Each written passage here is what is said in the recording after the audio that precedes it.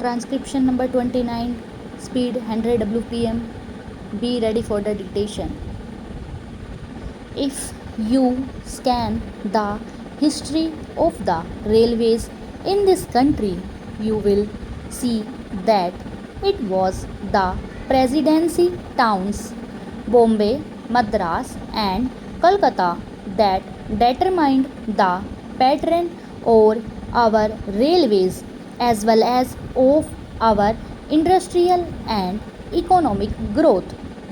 The British, when they landed in this country, established trading centers called forts.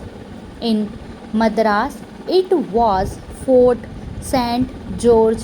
In Kolkata, it was Fort St.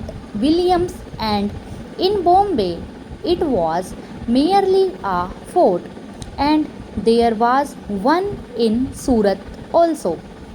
It is these trading establishments which determined the pattern of government, the pattern of administration, and every other pattern under the British regime. They constructed the railways, they established the industries, they located their armies with reference to these three presidency towns. This idea of the presidency towns determining the pattern of our social, structural, industrial advancement and the system of our railways still persists.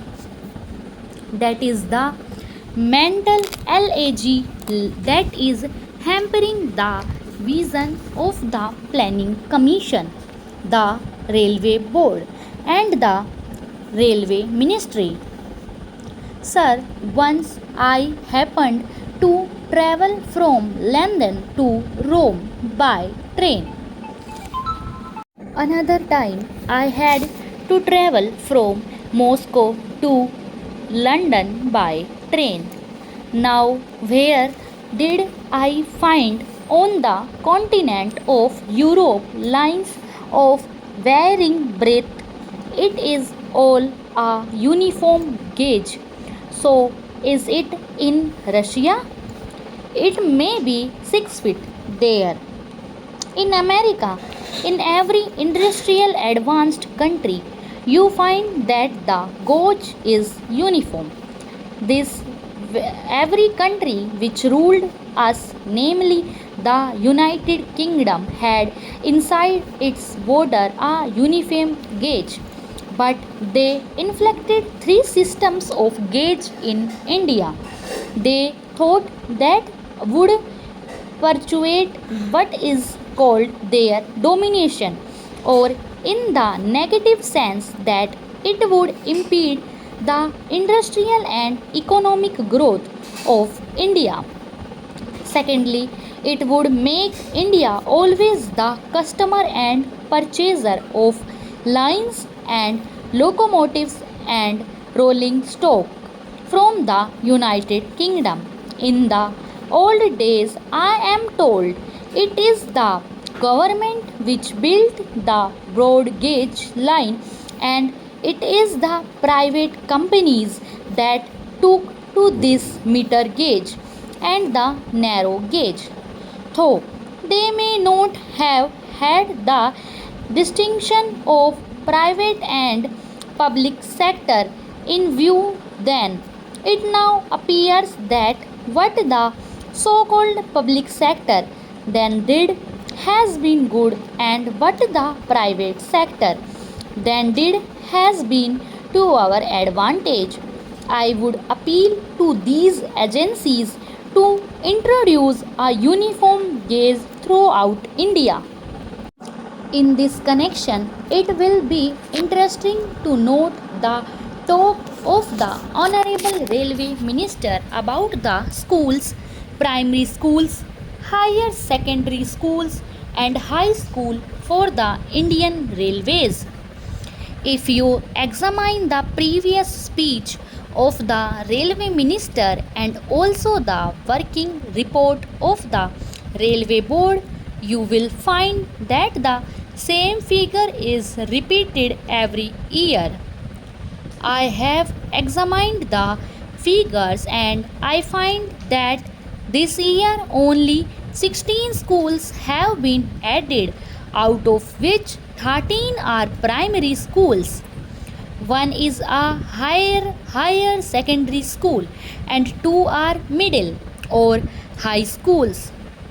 Instead of saying that they have been able only to provide 13 primary schools or one or two more high schools or higher secondary schools, the same figures are repeated in the speech, although the Railway Board has all along been saying that education is the responsibility of the state and therefore the Railway Board does not own this responsibility.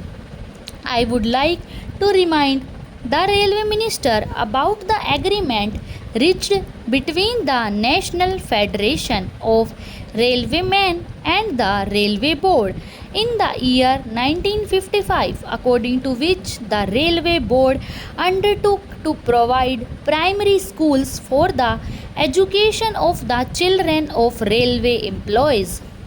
Sir, as I told you earlier, I had to say many things on the floor of this house, but I will conclude on the floor with only one or two more observations. I will first to deal with the labor relations on the Indian railways. I slightly differ from my honorable friend when he quoted me as saying that the permanent negotiating machinery has completely failed. It is a fact that this machinery is not functioning satisfactorily at certain places. It has failed. There is no doubt about it. But I would say in this house most frankly that at the board's level this machinery has been working successfully. But this is not the position. So, as far as the zonal railways are concerned, I do not say that in all the zonal railways it is so, but in certain zonal railways and in most of the divisions of these railways it has failed. I was expecting that the railway minister would examine the working of this machinery in all the railways. What is the greatest defect in this machinery?